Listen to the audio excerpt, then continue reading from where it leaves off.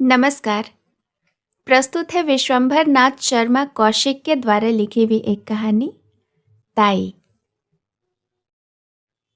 ताऊ जी, हमें रेलगाड़ी ला दोगे?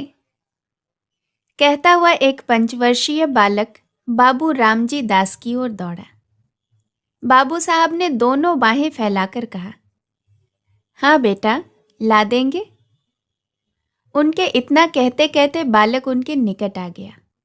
उन्होंने बालक को गोद में उठा लिया और उसका मुख चूमकर बोले, क्या करेगा रेलगाड़ी?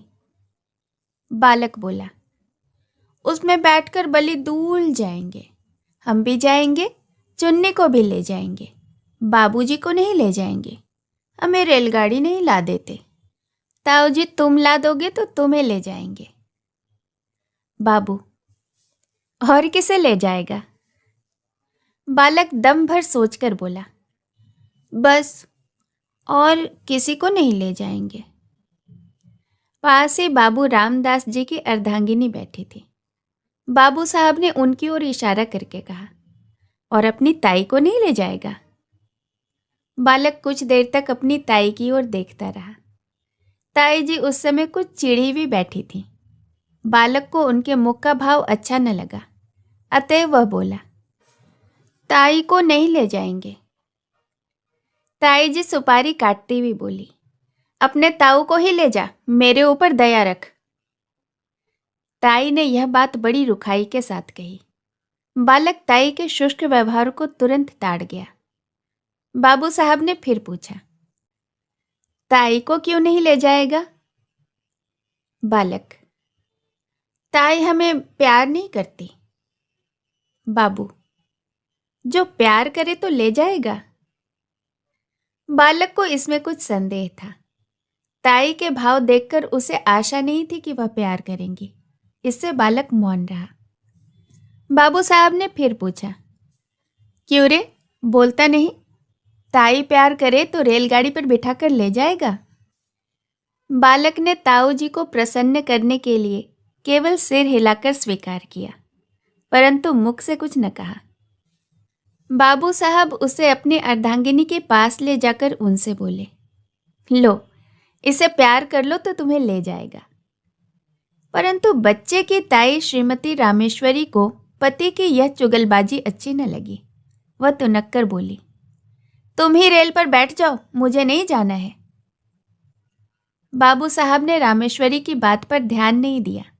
बच्चे को उनकी गोद में बैठाने की चेष्टा करते हुए बोले, प्यार नहीं करोगी तो फिर रेलगाड़ी पर नहीं बिठावेगा, क्यों रे मनोहर? मनोहर ने ताऊ की बात का उत्तर नहीं दिया। उधर ताई ने मनोहर को अपनी गोद से ढकेल दिया। मनोहर नीचे गिर पड़ा। शरीर में तो चोट नहीं लगी, पर हृदय में चोट लगी। बालक रो पड़ा। बाबू साहब ने बालक को गोद में उठा लिया, चुमकार पुचकार कर चुप किया और तत्पश्चात उसे कुछ पैसा तथा रेलगाड़ी ला देने का वचन देकर छोड़ दिया। बालक मनोहर भयपूर्ण दृष्टि से अपनी ताई की ओर ताकता हुआ उस स्थान से चला गया। मनोहर के चले जाने पर बाबू रामदास जी रामेश्वरी से बोले, तुम्हारा यह कैसा व्यवहार है? बच्चे को ढकेल दिया, जो उसे चोट लग जाती तो? रामेश्वरी मुंह मटकाकर बोली, लग जाती तो अच्छा होता, मेरी खोपड़ी पर लादे देते थे। आप ही मेरे ऊपर डालते थे और आप ही अब ऐसी बातें करते हैं। बाबू साहब कुड़कर बोले, इसी को खोपड़ी पर लादना कहते हैं? रामेश्वरी, और नहीं तो किसे कहते हैं?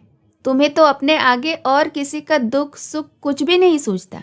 न जाने कब किसका कैसा जी होता है। तुम्हें उन बातों से कोई परवाह ही नहीं, अपने चुहल से काम है। बाबू, बच्चों की प्यारी प्यारी बातें सुनकर तो चाहे जैसा भी जी हो, जी प्रसन्न हो ही जाता है, मगर तुम्हारा हृदय न जाने किस धातु का बना हुआ है। रामेश्वरी, तुम्हारा हो जाता होगा, और होने को तो होता है, मगर बच्चा भी तो वैसा हो, पराये धन से कहीं घर भरता है। बाबू साहब कुछ देर चुप रहकर बोले, यदि अपना सगा भतीजा भी पराया धन कहा जा सकता है, तो फिर मैं नहीं समझता कि अपना धन किसे कहेंगे। रामेश्वरी कुछ उत्तेजित होकर बोली, बातें बनाना बहुत आसान है। तुम्हारा भतीजा है, तुम चाहो जो समझो, पर मुझे यह बातें अच्छी नहीं लगती। हमारे भाग ही फूटे हैं, नहीं तो यह दिन काहे को देखने पड़ते। तुम्हारा चलन तो दुनिया भर से निराला है। आदमी संतान के लिए न जाने क्या क्या करते हैं, पूजा करते हैं, पाठ करते हैं, व्रत रखते हैं, पर तुम्हें इन बातों से क्या काम? रात दिन भाई भतीजों में मगन रहते हो। बाबू साहब के मुख पर घृणा का भाव झलक आया। उन्होंने कहा, पूजा पाठ व्रत सब ढकोसला है। जो वस्तु भाग्य में ही नहीं, वह पूजा पाठ से कभी प्राप्त नहीं हो सकती। मेरा तो यही अटल विश्वास है। श्रीमती जी कुछ कुछ रुआंसे स्वर में बोली, इसी विश्वास ने तो सब चौपट कर रखा है। ऐसे ही विश्वास पर सब बैठ जाएं तो काम कैसे चले? सब विश्वास पर ही ना बैठे रहें। आदमी काहे को किसी बात के लिए चेष्टा करे। बाबू साहब ने सोचा कि मूर्ख स्त्री के मुंह लगना ठीक नहीं, अतएव वह स्त्री की बात का कुछ उत्तर न देकर वहां से टल गए।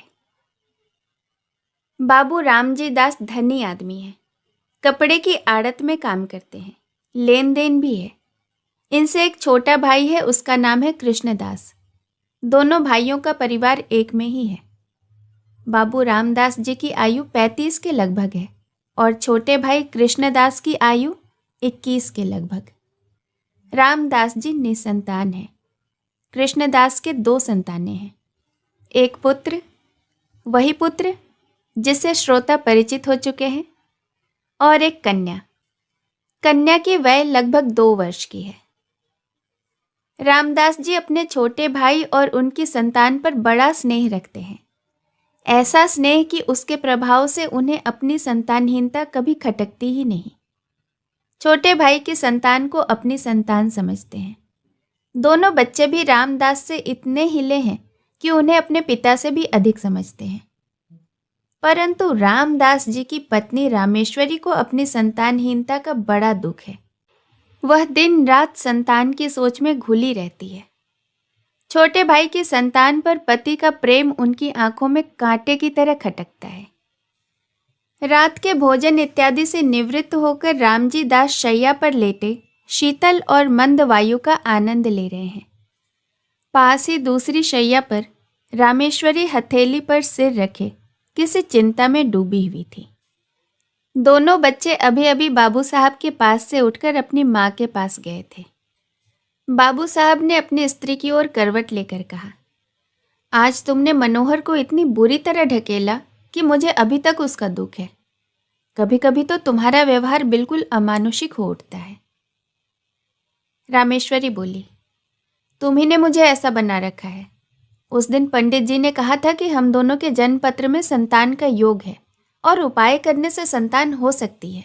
उसने उपाय भी बताए थे, पर तुमने उनमें से एक भी उपाय करके न देखा। बस तुम तो इन्हीं दोनों में मगन हो। तुम्हारी इस बात से दिन रात मेरा कलेजा सुलगता रहता है। आदमी उपाय करके तो देखता, फिर होना न होना भगवान के अधीन है। बाबू साहब हंसकर बोले, तुम्हारी जैसी सीधी स्त्री का भी मैं क्या करूं? तुम इन ज्योतिषी की बातों पर विश्वास करती हो, जो दुनिया भर के झूठे और धूर्त हैं। झूठ बोलने की ही तो रोटियां खाते हैं। रामेश्वरी तुनक कर बोली, तुम्हें तो सारा संसार ही झूठा दिखाई पड़ता है। ये पोथी, ये पुराण सब झूठे हैं। पंडित जी कुछ अपनी तरफ से तो बनाकर नहीं कहते। शास्त्रों में जो लिखा है वही कहते हैं। वह भी झूठा है तो वे भी झूठे हैं। अंग्रेजी क्या पढ़ ली, अपने आगे किसी को गिनते ही नहीं। जो बातें बाप दादे के ज़माने से चली आ रही है उन्हें भी झूठा बताते हैं। बाबू साहब, तुम बात तो समझती नहीं, अपनी ही ओटे जाती हो। मैं यह नहीं कहता कि ज्योतिष शास्त्र ही झूठा है। संभव है सच्चा हो, परंतु ज्योतिषियों में अधिकांश झूठे ही होते हैं। उन्हें ज्योतिष का पूर्ण ज्ञान तो होता नहीं। 2-1 छोटी मोटी पुस्तकें पढ़कर ज्योतिष बन बैठते हैं और लोगों को ठगते फिरते हैं। ऐसी दशा में उनकी बातों पर कैसे विश्वास किया जा सकता है? रामेश्वरी, हाँ, सभी झूठे हैं, तुम ही एक बड़े सच्चे हो। अच्छा, एक बात पूछती हूँ, भला तुम्हारे जी में संतान का मुख देखने की कभी इच्छा नहीं होती? इस बार रामेश्वरी ने बाबू साहब के हृदय का कोमल स्थान पकड़ा। वह कुछ देर चुप रहे, तत्पश्चात एक लंबी सांस खींचकर बोले, भला ऐसा कौन मनुष्य होगा जिसके हृदय में संतान का मुख देखने की इच्छा न हो। परंतु क्या किया जाए, जब नहीं है और न होने की कोई आशा है, तब उसके लिए व्यर्थ चिंता करने से क्या लाभ। इसके सिवा जो बात अपनी संतान से होती, वही बात भाई के संतान से भी हो रही है। जितना स्नेह उस पर होता, उतना ही स्नेह इन पर भी है। जो आनंद उसकी बाल क्रीड़ा से आता, वही इनकी क्रीड़ा से भी आ रहा है। फिर नहीं समझता कि चिंता क्यों की जाए। रामेश्वरी कुढ़ कर बोली, तुम्हारी समझ को मैं क्या करूं, इसी से तो दिन रात जला करती हूं। भला यह तो बताओ कि तुम्हारे पीछे क्या इन्हीं से तुम्हारा नाम चलेगा। बाबू साहब हंसकर बोले, अरे तुम भी कहाँ की क्षुद्र बातें लेकर आई। नाम संतान से नहीं चलता, नाम तो अपनी सुकृति से चलता है। तुलसीदास को देश का बच्चा बच्चा जानता है। सूरदास को मरे कितने दिन हुए, फिर भी उनका नाम हर किसी की जुबान पर है। इसी प्रकार जितने महात्मा हो गए हैं, उन सबका नाम क्या उनकी संतान की बदौलत चल रहा है। सच पूछो तो संतान से जितनी नाम चलने की आशा रहती है, उतनी ही नाम डूबने की भी संभावना रहती है। परंतु सुकृति एक ऐसी वस्तु है जिसमें नाम बढ़ने के सिवाय घटने की आशंका रहती ही नहीं।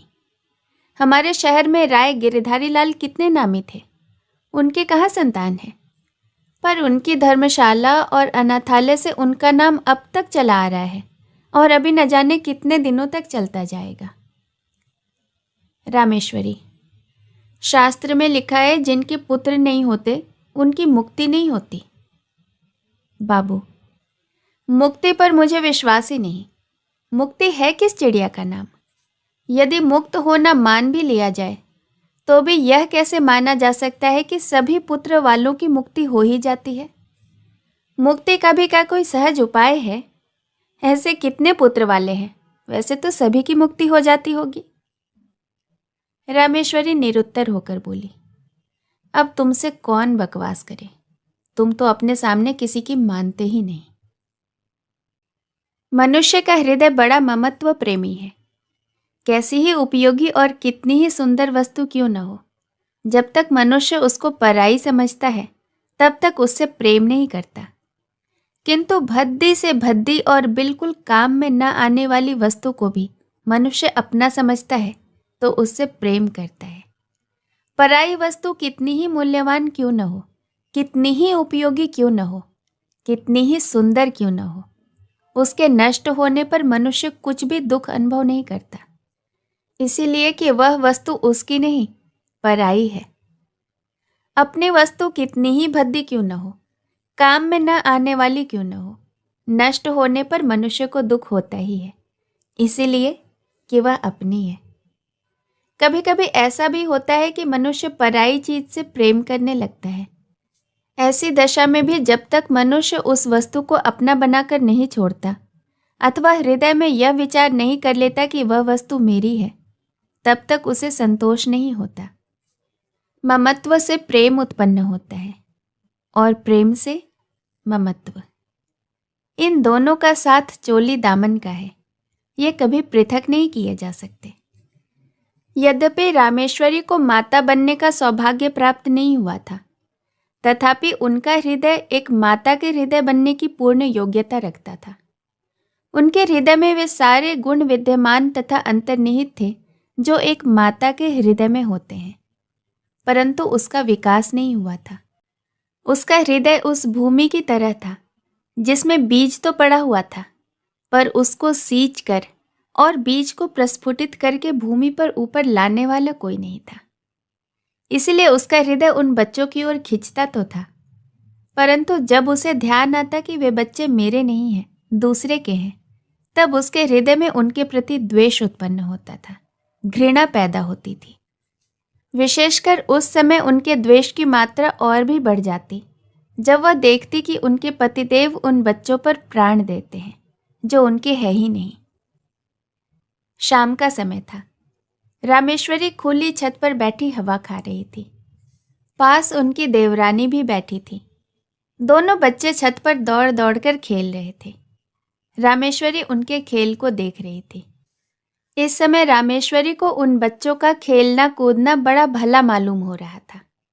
हवा में उड़ते हुए उनके बाल, कमल की तरह खिले उनके नन्हे नन्हे मुख, उनकी प्यारी प्यारी तोतली बातें, उनका चिल्लाना, उनका भागना, लौट कर आना इत्यादि क्रीड़ाएं उसके हृदय को शीतल कर रही थी।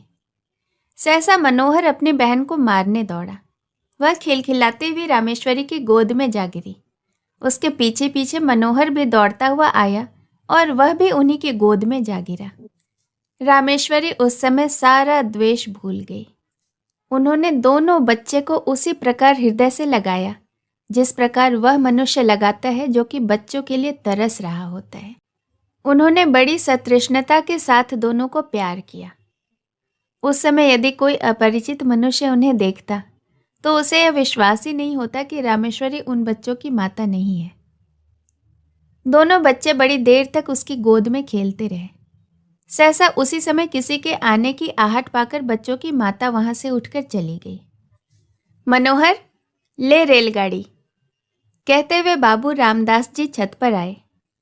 उनका स्वर सुनते ही दोनों बच्चे रामेश्वरी की गोद से तड़प कर निकल भागे। रामजी दास ने पहले दोनों को खूब प्यार किया, फिर बैठकर रेलगाड़ी दिखाने लगे। इधर रामेश्वरी की नींद टूटी। पति को बच्चों में मगन होते देखकर उसकी भौहें तन गई। बच्चों के प्रति हृदय में फिर वही घृणा और द्वेष का भाव जाग उठा। बच्चों को रेलगाड़ी देकर बाबू साहब रामेश्वरी के पास आए और मुस्कुराकर बोले, आज तो तुम बच्चों को बड़ा प्यार कर रही थी। इससे मालूम होता है कि तुम्हारे हृदय में भी उनके प्रति कुछ प्रेम अवश्य है। रामेश्वरी को पति की यह बात बड़ी बुरी लगी। उसे अपनी कमजोरी का बड़ा दुख हुआ। केवल दुख ही नहीं, उसे अपने ऊपर क्रोध भी आया। वह दुख और क्रोध पति के उक्त वाक्य से और भी बढ़ गया। उसकी कमजोरी पति पर प्रकट हो गई, यह बात उसके लिए असहाय हो उठी। रामदास जी बोले, इसीलिए मैं कहता हूं कि अपनी संतान के लिए सोचना व्यर्थ है। यदि तुम इनसे प्रेम करने लगो तो तुम्हें यही अपने संतान प्रतीत होने लगेंगे। मुझे इस बात से प्रसन्नता है कि तुम इनसे स्नेह करना सीख रही हो। यह बात बाबू साहब ने नितांत हृदय से कही थी, परंतु रामेश्वरी को इसमें व्यंग्य की तीक्ष्ण गंध मालूम हुई। उन्होंने कुढ़कर मन में कहा, इन्हें मौत भी तो नहीं आती, मर जाएं तो पाप कटे। आठों पहर आंखों के सामने रहने से प्यार को जी तो ललचा ही उठता है। इनके मारे कलेजा और भी जला करता है। बाबू साहब ने पत्नी को मौन देखकर कहा, अब झेपने से क्या लाभ, अपने प्रेम को छिपाने की चेष्टा व्यर्थ है, छिपाने की आवश्यकता भी नहीं। रामेश्वरी जल भूनकर बोली, मुझे क्या पड़ी है जो मैं प्रेम करूंगी। इनका प्रेम तुम्हें मुबारक हो। निगोड़े आप ही आकर घुसते हैं। एक घर में रहने में कभी कभी हंसना बोलना तो पड़ता ही है। अभी परसों जरा यूं ढकेल दिया, उस पर तुमने सैकड़ों बातें सुनाई। संकट में प्राण फंसे हैं, न इधर चैन न उधर चैन। बाबू साहब को पत्नी की बातें सुनकर बड़ा क्रोध आया। उन्होंने कर्कश स्वर में कहा, न जाने कैसे हृदय की स्त्री हो। अभी अच्छी खासी बैठकर बच्चों से प्यार कर रही थी, मेरे आते ही गिरगिट की तरह रंग बदलने लगी। अपनी इच्छा से चाहे जो करो, पर मेरे कहने से बल्लियां उछलती हैं। न जाने मेरी बातों में कौन सा विष घुला रहता है। यदि मेरा कहना इतना बुरा मालूम होता है तो न कहा करूंगा, पर इतना याद रखो कि अब कभी इनके विषय में निगोड़े सिगोड़े इत्यादि शब्द का प्रयोग किया तो अच्छा न होगा। तुमसे मुझे ये बच्चे कहीं अधिक प्यारे हैं। रामेश्वरी ने इसका कोई उत्तर न दिया। अपने क्षोभ तथा क्रोध को वे आंखों के द्वारा निकालने लगी। जैसे जैसे बाबू रामदास जी का स्नेह दोनों बच्चों पर बढ़ता जाता था, वैसे वैसे रामेश्वरी के द्वेष और घृणा की मात्रा भी बढ़ती जाती थी। प्रायः बच्चों के पीछे पति पत्नी में कहासुनी हो ही जाती थी और रामेश्वरी को पति के कटु वचन सुनने पड़ते थे। जब रामेश्वरी ने देखा कि बच्चों के कारण ही वह पति की नज़र से गिरती जा रही है, तब उसके हृदय में बड़ा तूफान उठा। उसने सोचा कि पराये बच्चों के पीछे यह मुझसे प्रेम कम करते जा रहे हैं, हर समय भला बुरा कहा करते हैं। इनके लिए ये बच्चे ही सब कुछ हैं, मैं कुछ भी नहीं। दुनिया मरती जाती है पर दोनों को मौत नहीं। ये पैदा होते ही क्यों न मर गए। ये न होते तो मुझे यह दिन न देखने पड़ते। जिस दिन ये मरेंगे उस दिन घी के दिए जलाऊंगी। इन्होंने ही मेरे घर का सत्यानाश कर रखा है। इस प्रकार कुछ दिन और व्यतीत हुए। एक दिन नियमानुसार रामेश्वरी छत पर अकेली बैठी थी। उनके हृदय में अनेक अनेक प्रकार के विचार आ रहे थे। विचार और कुछ नहीं, अपनी निज संतान का अभाव, पति का भाई की संतान के प्रति अनुराग इत्यादि। कुछ देर बाद जब उनके विचार स्वयं उन्हीं को कष्टदायक प्रतीत होने लगे, तब वह अपना ध्यान दूसरी ओर लगाने के लिए टहलने लगी। वह टहल ही रही थी कि मनोहर दौड़ता हुआ आया। मनोहर को देखकर उनकी भ्रिकुटी चढ़ गई और वह छत की चारदीवारी पर हाथ रखकर खड़ी हो गई। संध्या का समय था। आकाश में रंग बिरंगी पतंगें उड़ रही थी। मनोहर कुछ देर तक खड़ा पतंगों को देखता रहा और सोचता रहा कि कोई पतंग कटकर उसकी छत पर आ गिरे तो क्या आनंद आवे। देर तक पतंग गिरने की आशा करने के बाद दौड़कर रामेश्वरी के पास आया और उनकी टांगों में लिपटकर बोला, ताई हमें पतंग मंगा दो। रामेश्वरी ने झिड़क कर कहा, चल हट, अपने ताऊ से जाकर मांग। मनोहर कुछ अप्रतिभ सा होकर फिर आकाश की ओर ताकने लगा। थोड़ी देर बाद उससे फिर रहा न गया।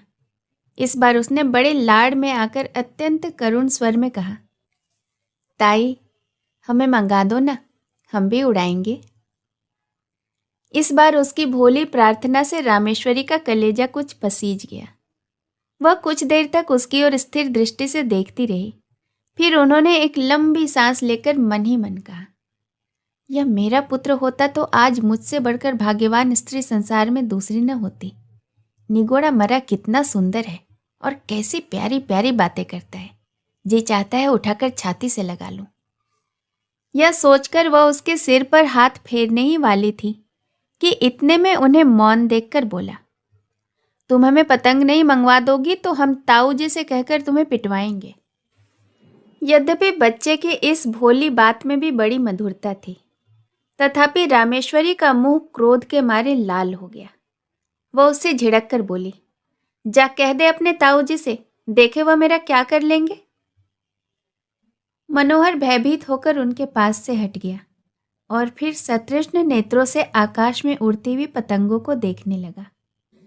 इधर रामेश्वरी ने सोचा कि यह सब ताऊ जी के दुलार का फल है। लड़का मुझे धमकाता है, ईश्वर करे इस दुलार पर बिजली टूटे। उसी समय आकाश से एक पतंग कटकर उसी छत की ओर आई और रामेश्वरी के ऊपर से होती हुई छज्जे की ओर गई। छत के चारों ओर चार दीवारी थी। जहां रामेश्वरी खड़ी थी, केवल वहां पर एक द्वार था जिससे छज्जे पर आ जा सकते थे। रामेश्वरी उस द्वार से सटकर खड़ी थी। मनोहर ने पतंग को छज्जे पर जाते देखा। पतंग पकड़ने के लिए वह दौड़कर छज्जे की ओर चला। रामेश्वरी खड़ी देखती रही। मनोहर उसके पास से होकर छज्जे पर चला गया और उससे 2 फीट की दूरी पर खड़ा होकर पतंग को देखने लगा। पतंग छज्जे पर से होती हुई नीचे आंगन में जा गिरी। एक पैर छज्जे की मुंडेर पर रखकर मनोहर ने नीचे आंगन में झांका और पतंग को आंगन में गिरते देख वह प्रसन्नता के मारे फूला न समाया। वह नीचे जाने के लिए शीघ्रता से घूमा, परंतु घूमते ही मुंडेर पर से उसका पैर फिसल गया। वह नीचे की ओर चला। नीचे जाते जाते उसके दोनों हाथों में मुंडेर आ गई। वह उसे पकड़कर लटक गया और रामेश्वरी की ओर देखकर चिल्लाया, ताई। रामेश्वरी ने धड़कते हुए हृदय से इस घटना को देखा। उसके मन में आया कि अच्छा है, मरने दो, सारा पाप कट जाएगा। यही सोचकर वह एक क्षण रुकी। इधर मनोहर का हाथ मुंडेर पर से फिसलने लगा। वह अत्यंत भय तथा करुण नेत्रों से रामेश्वरी की ओर देखकर चिल्लाया, अरे ताई। रामेश्वरी की आंखें मनोहर की आंखों से जा मिली। मनोहर की वह करुण दृष्टि देखकर रामेश्वरी का कलेजा मुंह में आ गया। उन्होंने व्याकुल होकर मनोहर को पकड़ने के लिए अपना हाथ बढ़ाया। उनका हाथ मनोहर के हाथ तक जा पहुंचा ही था कि मनोहर का हाथ मुंडेर से छूट गया। वह नीचे आ गिरा। रामेश्वरी चीख मारकर छज्जे पर जा गिरी। रामेश्वरी 1 सप्ताह तक बुखार से बेहोश पड़ी रही। कभी कभी जोर से चिल्ला उठती और कहती, देखो देखो, वह गिरा जा रहा है, उसे बचाओ, दौड़ो, मेरे मनोहर को बचा लो। कभी वह कहती, बेटा मनोहर, मैंने तुझे नहीं बचाया। हाँ, मैं चाहती तो बचा सकती थी, देर कर दी। इसी प्रकार के विलाप वह किया करती। मनोहर की टांग उखड़ गई थी, टांग बिठा दी गई। वह क्रमशः फिर अपने असली हालात में आने लगा। एक सप्ताह बाद रामेश्वरी का ज्वर कुछ कम हुआ। अच्छी तरह होश आने पर उन्होंने पूछा, मनोहर कैसा है? रामदास जी ने उत्तर दिया, अच्छा है। रामेश्वरी, उसे पास लाओ। मनोहर रामेश्वरी के पास लाया गया। रामेश्वरी ने उसे बड़े प्यार से हृदय लगाया। आंखों से आंसुओं की झड़ी लग गई, हिचकियों से गला रुंध गया। रामेश्वरी कुछ दिनों बाद पूर्ण स्वस्थ हो गई। अब वह मनोहर और उसकी बहन चुन्नी से द्वेष नहीं करती, और मनोहर तो अब उसका प्राणधार हो गया। उसके बिना उन्हें एक क्षण भी कल नहीं पड़ती। कहानी सुनने के लिए